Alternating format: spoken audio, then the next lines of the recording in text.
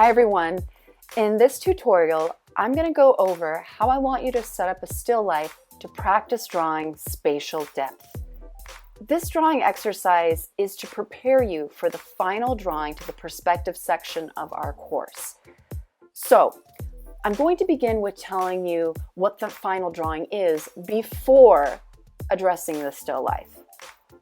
The final drawing to the perspective section of our course is of a location that is predominantly in one-point perspective. Traditionally, this final drawing has been the hallway of an art building. But because of COVID-19, we aren't able to loiter in the hallways and certainly not as a group. So instead, I'm going to have you scout out a location that fulfills the criteria that you would like to draw. The criteria is comprised of two things.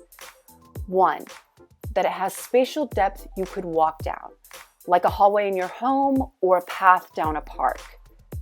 Two, it displays one-point perspective. If we go back to the student examples, here's how that compositional rule is roughly applied.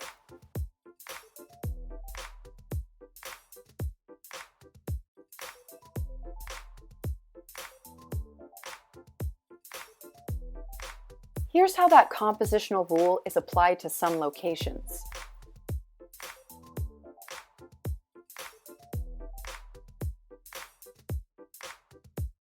If you have a hallway in your home, that works as well. Because this hallway is really bare, I would ask that an extra object or two be added to create more of a challenge. Typically, this final drawing would be done using your large drawing pad paper and drawing clipboard. But because I want to enable mobility and drawing locations, it can be done in your regular sketchbook. Of course, you can opt to do it in the larger format for a greater challenge, but I'm leaving that up to you. When we do start this final drawing, you'll have 2 weeks to complete it. But first, I need to prepare you for the challenges that you're going to encounter when you do that drawing. Psychologically, those challenges will be easier for you to master by practicing with a still life that presents similar challenges. For this still life, all you'll need are some cubic-like forms arranged in a manner that promotes one-point perspective. Cubic forms can be from boxes, books, or anything similar. To create this still life, place one cubic form in the back to act like a back wall. Then place two cubic forms to the sides to act like walls of a hallway.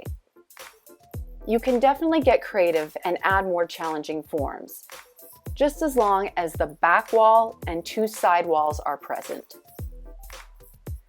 Notice how it roughly follows a symmetrical compositional guide. Also, notice how I can still identify converging lines to locate the vanishing point.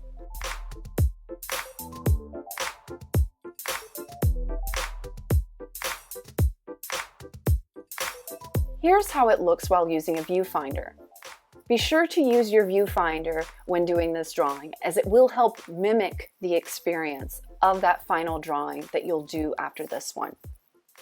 Basically, think of this still life as a miniaturized version of spatial depth.